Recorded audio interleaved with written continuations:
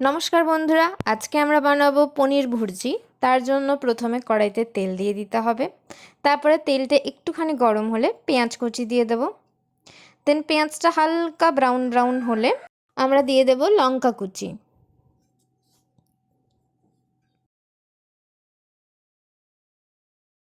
এবারে দিয়ে দেব আদা, রসুন আর টমেটো পেস্ট করে রেখেছিলাম ওটা। এবারে ভালো করে এটাকে কষবো।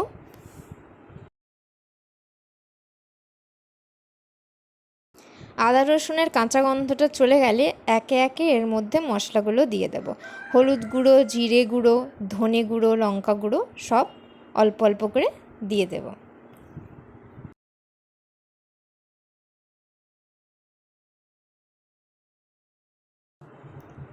সব মশলা দেওয়া হয়ে গেলে এবারে ভালো করে এটাকে কষবো। এর মধ্যে পরিমাণ মতো নুনও দিয়ে দেব।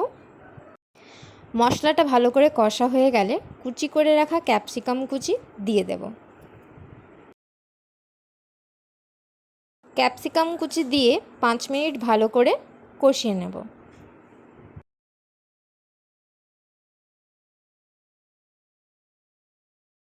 মশলা ভালোভাবে কষিয়ে নেওয়ার পর যখন ক্যাপসিকামটা 50% কুক হয়ে যাবে এর মধ্যে দিয়ে দেব আগে থেকে গ্রেট করে রাখা পনিরটা। পনির দিয়ে মশলার সাথে পনিরটা ভালোভাবে মিশিয়ে নিতে হবে।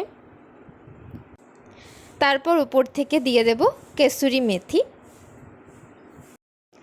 তারপর 3-4 মিনিট আর একটু কুক করে নেব।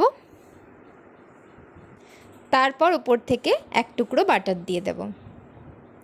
তাহলে রেডি আমাদের আজকের পনির ভুর্জি। আপনাদের রেসিপিটা কেমন লাগলো অবশ্যই কমেন্টে জানাবেন। টাটা।